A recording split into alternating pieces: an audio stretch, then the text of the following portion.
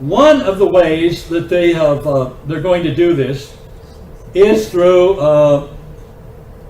honoring different historical bonds and different fraudulent gold deals that have been done in the past.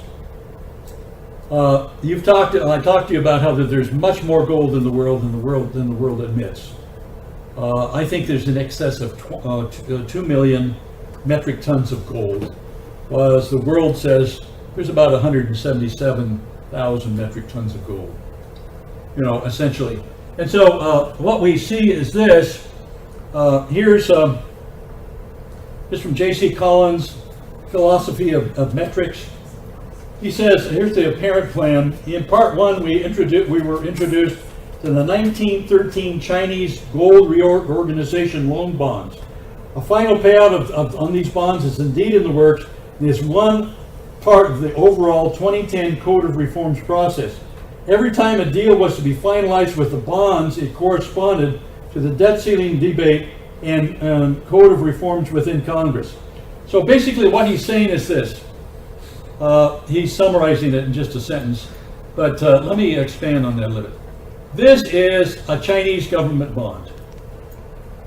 This is, you can see here, you probably can't see, but this is the 1913 bond that he's talking about. This one is for 25 million pounds sterling, which in 1913 was equivalent to about $5 a pound. And this was a bond at that particular, and this is in different languages. This is in English over here on the left-hand side. And it says the Chinese government 5% reorganization gold loan of 1913. That is, this is done in pound sterling, but it is in gold-backed pound sterling 1913. What happened? The Chinese did not honor these bonds. People around the world bought these bonds and were unable to, and let me just go over here and find, I'll just read just one paragraph. From 1900 to 1940, the Chinese government issued millions of dollars in sovereign debt, most notably a large tranche of $25 million pound notes issued at 5% in 1913, set to mature in 1960. This massive bond funded the modernization of China's infrastructure and was widely acquired at the time by governments, banks, and investors across the globe. However, in 1938, China defaulted on its binding engagement upon the government of the Republic of China and its successors, leaving millions of global creditors unpaid. In accordance with the terms of the bond, successor government doctrine, and accounting standards, the United States can and should hold China accountable to its obligations. The Chinese bonds in question are held throughout the world by treasuries, banks, companies, and over 2,000 private U.S. investors, many of which are active in seeking remuneration. Critically, the U.S. Treasury and Department of Justice and State are understood to hold substantial portions of this Chinese foreign debt. That's right, the U.S. Treasury and Departments of Justice and State have actually been out trying to acquire this from the local U.S. citizens. And they don't always use the most ethical ways of acquiring this. These holdings have not been fully cataloged, nor has the U.S. government moved to hold China accountable for its debt obligations. What we're doing is we're holding this debt over them, which was a gold debt. China is eager to be recognized by the international trade and financial community as a market economy. However, in order to be regarded as a responsible and reliable participant in international commerce and finance, China must acknowledge and rectify its multitude transgressions against the United States and the World Trade Organization. So what we're talking about here is China wanted to be a part of the World Trade Organization, but you have to follow the rules. The rules are you can't have outstanding debts and fraudulent things and all kinds of stuff that you've done.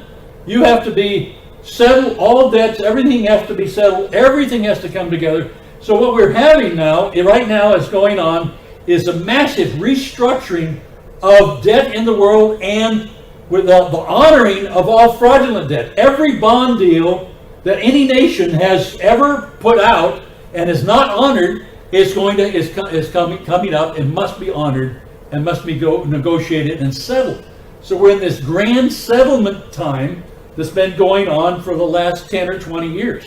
They've been in this period for 10 years, really strong, trying to get all these factors settled. Because it's hard, because governments keep changing, and stuff keeps happening, and governments are overthrown, and who's responsible for the debt, and all that. So you can see the Chinese government bond there. That's the bond that we're talking about involved. Here's another one. This is the 27th year gold loan of the Republic of China, issued in 1938 in United States dollar bonds, and this is for $50 million, and these are coupons. And what you would do if you own this bond, you would every year you would clip a coupon. You see one of them has been clipped here. You would clip a coupon and you would submit it to the Chinese government, and they would pay you your interest. Each year you would clip a coupon, submit it, they would pay you your interest on the. So that's what they look at. What happened? That they did not honor. Well, why didn't they honor? Well, there's several different reasons. One is Chiang Kai-shek was at war with Mao Zedong in China. And eventually Chiang Kai-shek took much of China's gold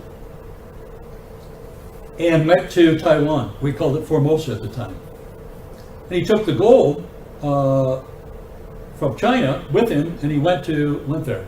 Well, what happened was that was the gold that was going to be used to pay these loans. You know. So then what happens? We had Japan come in and take over major portions of China, and when they did that, they raped all the gold that they could find in China and other areas, Indonesia, and they took and stashed all that gold that they could find from China and Indonesia and parts of Thailand, Malaysia, Singapore, other areas. The gold was captured and taken and hidden in caves and bunkers in the Philippines and in Indonesia. So now the gold that was going to be used by China to service these bonds, which their intention was to service these bonds, had been confiscated and was buried there. Well, over the years, some of that gold was found in the Philippines, and one of the guys that ended up with his hands on it was Marcos of the Philippines, and he became the wealthiest guy in the world. And he took and he stashed a bunch of that gold in a mountain behind his home. He had a home up in the mountains, which was during the summer he would go there because the temperatures were so much nicer. And there's a mountain, he hollowed it out and made a great big vault. And he stashed this gold that he had found in these different areas that Japanese had buried it. And he stashed it there. And then when Ronald Reagan was in office, the United States military came in and kidnapped the Marcoses, brought them to Hawaii, and put them on trial. You remember a show trial and the Marcoses, and at the same time, the United States government, you say United States government, I don't know which part of the government is a vague area, whether it's the CIA, whether it's some aspect of the U.S. government, captured all of that gold and brought it to the United States of America. We think that gold was most likely stored in the basement of the Twin Towers. That was the gold. So basically what you had was now China owed all this money in gold on these bonds over these years with all the penalties and interest and all the stuff that goes on top of it. And the gold that they were going to pay for it is actually in New York, in the Twin Towers in New York City. And we have control of it. So this is the game that's been being played. This is what you call, what do they call it? The ultimate game. This is the game that's played behind the scenes. The big boys play these games, and nobody really knows what's going on. Newspapers don't report on it except in very vague plans. So basically what J.C. Collins is pointing out here is this. He says, in part one, we were introduced to the 1913 Chinese gold reorganization loan bonds. A final payment on these bonds is indeed in the works, which is going on right now. They're going to pay out these bonds. They're going to honor these bonds. The Chinese are. And that's a part of the 2010 Code of Reforms. What does that mean? The 2010 Code of Reforms. Why would you negotiate something like that? What the 2010 IMF Code of Reforms was this. The Code of Reforms brought in China to the IMF. It put the People's Bank of China director on the board of the IMF as the vice chairman, and the IMF increased their quotas. They doubled the monies that the nations had to put in. That is, an SDR is created by all these nations putting in money. The United States puts in US dollars, and Britain puts in pounds and whatever. All they put in all this money, and then they create SDRs out of that. Well, what they did was they doubled the amount of that every nation had to put in, and China was required to put in money as well, and so they put in extra. So what they did was this reorganization gave China a seat at the financial table of the IMF. It's not about quota reforms. They talk about IMF quota reforms. That's meaningless. The quota is nothing. It's China has its teeth in the IMF and has some controlling power and major influence in the IMF. That's what they did as a part of that. And then he makes this thing. This deal to do this reconciliation has been going on for years. And it looks like it's going to happen, and then it falls apart. And every time it looks like it's going to happen is when the U.S. is having a debt crisis, the budget ceiling debt crisis. Every time. And so I believe that this debt ceiling crisis, we said, is this on purpose or not? I think it's absolutely on purpose.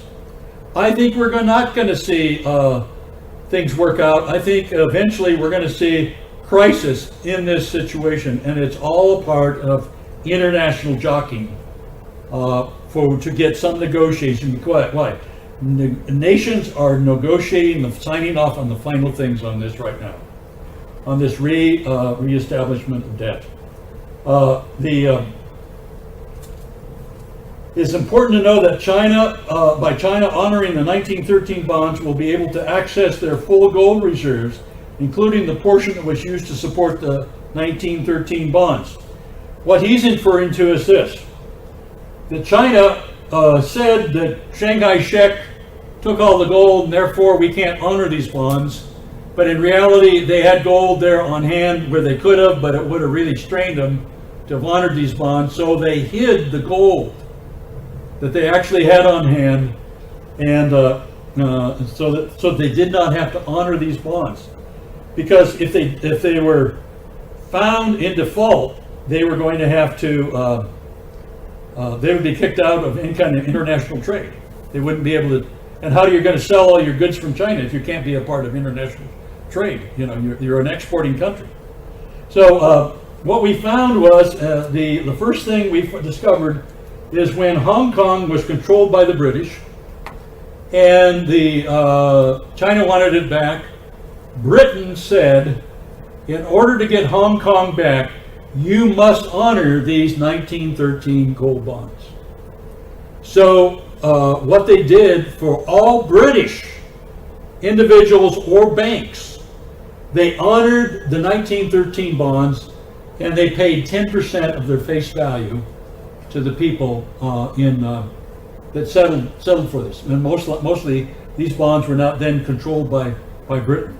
This was all kept under the table. Nobody, this was in small print in the negotiations.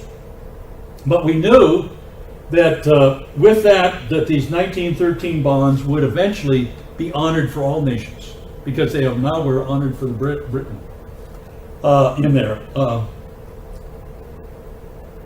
He says, with that being said, the bonds will not be honored at their full face value. So I don't know. I think it's about 10%, and maybe more in some cases. The problem with it, you can't honor them at full face value. Why? Because they're worth so much today, it would completely distort the whole financial system. I mean, it would just be, people would be getting hundreds of trillions of dollars, because of all the time and penalties and interest and stuff on these bonds. Like any debt consolidation, all sovereign debt must be included. The owners of the Chinese bonds will get their payouts. The payout itself is based on a flat amount already set for the historical bonds. That is, there might be lots of bonds out there, but more or less people might be included in the bonds, but it doesn't change the payout. The payout is the same. That's been negotiated, and so the amount is specifically valued within the renminbi's SDR composition. The more bondholders that come forward will decrease the individual payout for each bondholder. That's basically it. So the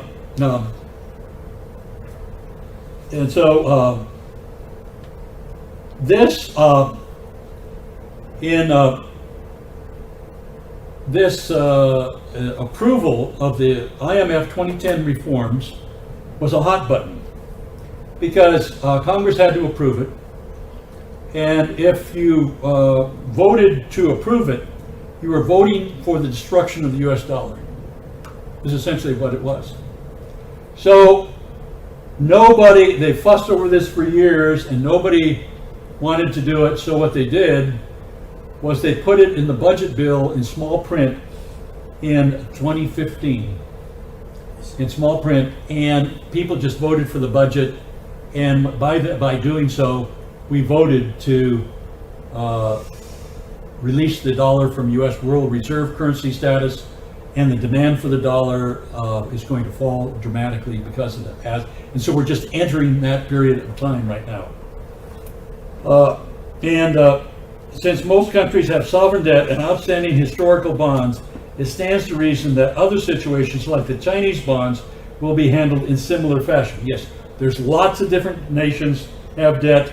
A lot of them have fraudulent bonds, things they haven't fully honored, etc. They are going to be happening. Japan has what's called the 57s. They're going to be honored and all of that. Another pattern that emerges as we study the history of reserve currencies is that with each reserve currency, the centralization has become tighter and tighter. The control of money, that is. Through increased centralization, the countries of the world have sunk deeper into sovereign debts, from which even more centralization will be offered as the solution.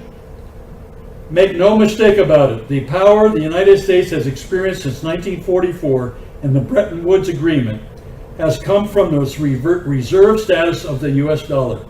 After the reforms are passed and the executive board restructured, the US will become a regular country like every other country in the world.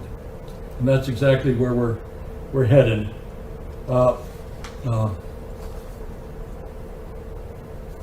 He says here, from the moment the reforms are implemented, the dollar will see multiple devaluations staged to coincide with multi-stage restructuring of the debt. This is a big thing in the world, so it has to be done in steps, and each step has to kind of be resolved as it happens. It is important to mention that with the passage of the reforms, the world will not see an overnight immediate response. The new system will take time to fully integrate. The global currency reset will happen in levels as currencies are allowed to free float within the parameters as set forth by the SDR composition of each country. And the Basel III regulations, which are controlling a lot of this from the Bank of International Settlements, are also set to be fully implemented by 2018. So this has all been set, you know, in the marketplace. With the full implementation of these reforms, we will see all the currencies of the world that are now pegged to the value of the US dollar shift to a more balanced system of weight values be pegged to the value of the SDR as issued by the International Monetary Fund.